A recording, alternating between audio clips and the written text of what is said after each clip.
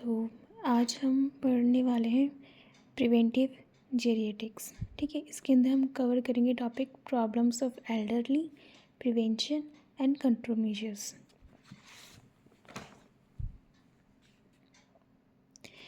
तो प्रिवेंटिव जेरिएटिक्स क्या होता है? निवारक जड़ चिकित्सा। तो सबसे पहले हम अब बता रहे इसके अंदर ना ओल्ड एज के बारे में पढ़ेंगे, ओल्डर पीपल के बारे में पढ़ेंगे। तो सबसे पहले बताते हैं ओल्ड एज क्या होती है। तो ओल्ड एज होता है एज ऑफ रिटायरमेंट्स। ठीक है, और इंडिया में जो एज ऑफ रिटायरमेंट यानी हमारी कंट्री में 60 ईयर्स माना है उन्होंने एज ऑफ रिटायरमेंट्स। फिर बात करती है जेनेटिक्स की डेफिनेशन क्या होती है कि जेनेटिक्स किसे कहते हैं। तो जेनेटिक्स बोला जाता है कि ये एक ब्रांच होती है। अब जेनेटिक्स जर्मन वर्ड्स में मेडिसिन को भी बोलते हैं। तो कह रहे ये ब्रांच है जनरल मेडिसिन की जो कि कंसिडर की जाती है clinical, prevention, medical and social aspects of the illness in the Elder.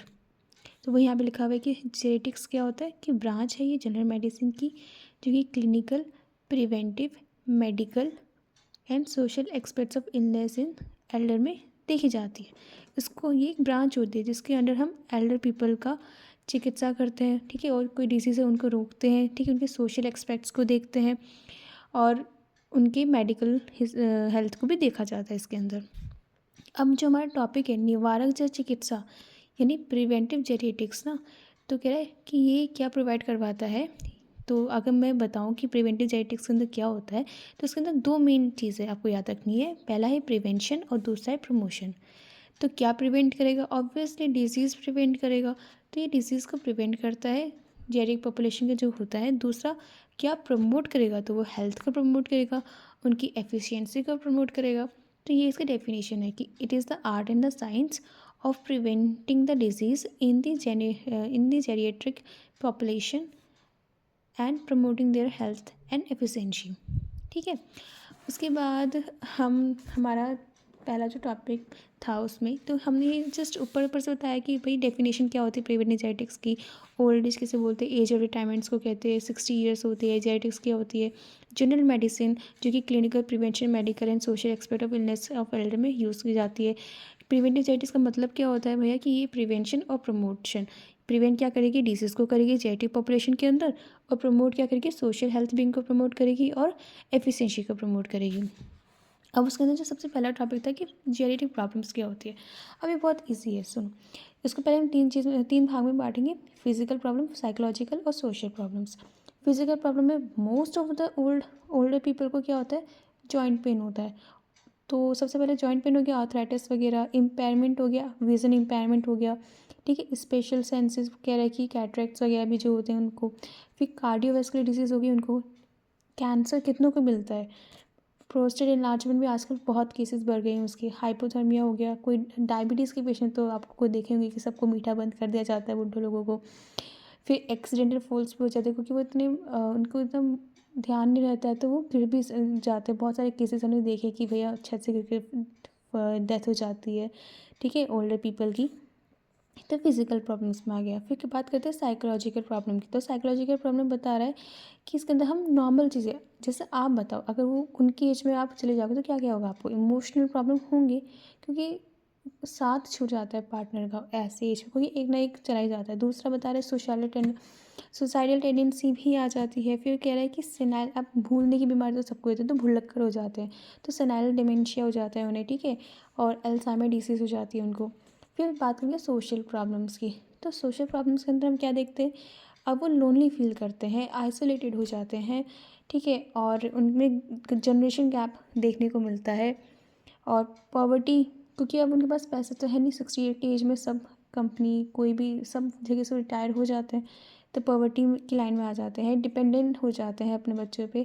और कुछ कुछ लोग तो उन्हें अब्यूज़ भी करते हैं। तो ये एल्डर अब्यूज़, ये सब आगे इनके प्रॉब्लम्स थी होती है जेनेटिक प्रॉब्लम्स। फिर हम बात करते हैं दूसरा टॉपिक क्या आता है? प्रिवेंशन। अब प्रिवेंशन कैसे करेंगे? तो उसके 4 मेजर पॉइंट्स है। पहला तो आपको कि पहले ही आप क्या करो? प्री जेनेटिक प्रिवेंशन करो, मतलब प्री जेनेटिक केयर कर लो। दूसरा बताए प्राइमरी प्रिवेंशन, फिर सेकेंडरी प्रिवेंशन और फिर टर्शियरी प्रिवेंशन। तो जब प्राइमोडियल प्रिवेंशन है यानी कि जब पहले ही करेंगे जेनेटिक से पहले ही आपको क्या करना है? आपको सारी जो रेजिमेंट है चाहे वो डेली रेजिमेन की बात कर रहे हो या सीजनल रेजिमेन की बात कर रहे हो, यानी कि दिनचर्या या ऋतुचर्या, इन सबको फॉलो करना है। सदव्रत का पालन करना चाहिए और हित आहार सेवन करना चाहिए। हित का जो आहार है वो सेवन करना चाहिए। तो इससे तो आप वैसे स्वस्थ रहेंगे, ठीक है।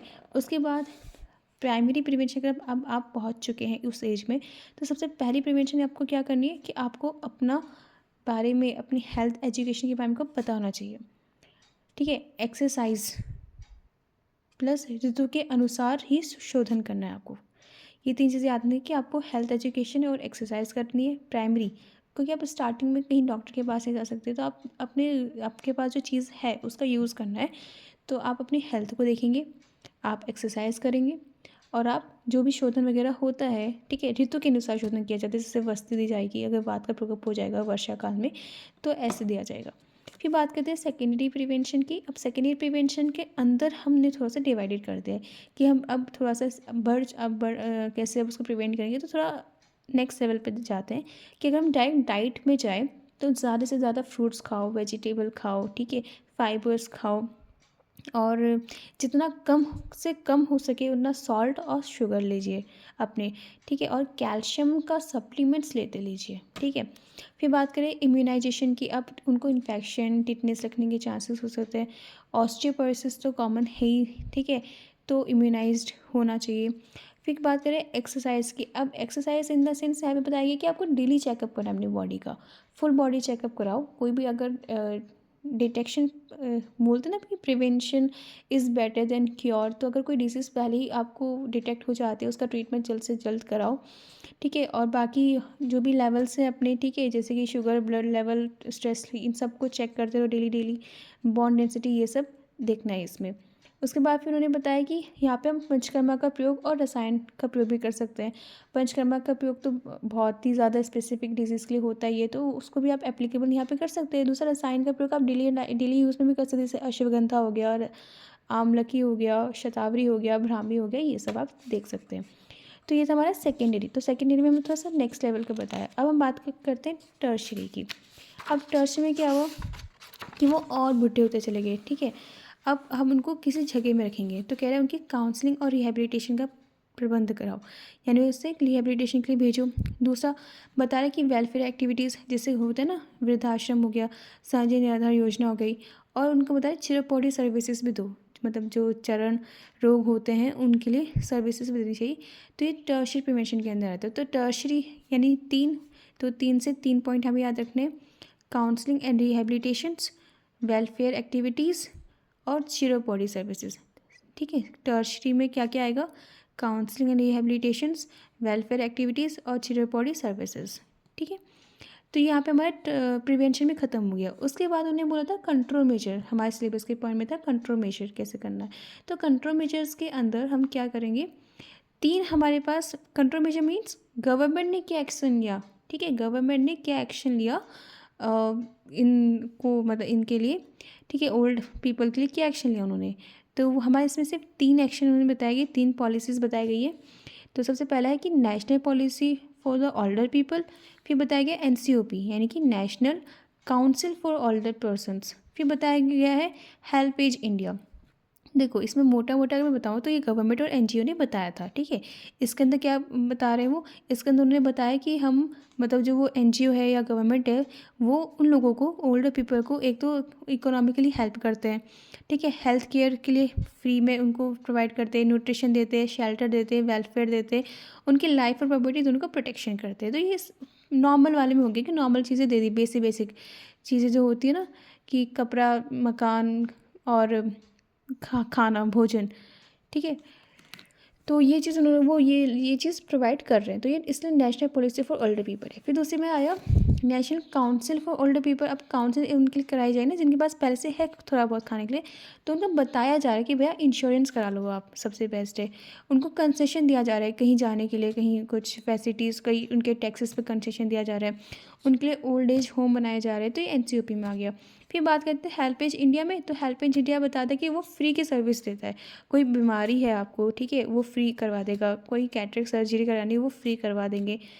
Mobile medical unites, income generations, और कोई कोई ग्रैंड पेरेंट्स को भी अडॉप्ट करते हैं, वो सब फ्री में। ये हेल्प इंडिया एज, ये जो हेल्प एज इंडिया है वो फ्री में ही सर्विसेज प्रोवाइड करवाता है। तो ये 3 पॉलिसीज़ आपको याद करनी है। पहला क्या है, national policy for older people. दूसरा क्या है, नेशनल COP, अब सी यानी काउंसिल, तो national council for older people, national policy, national council, फिर हेल्प एज इंडिया। तो यहाँ पे हमारा जो प्रिवेंटिव जेरिएटिक्स है वो टॉपिक कंप्लीट होता है। Thank you.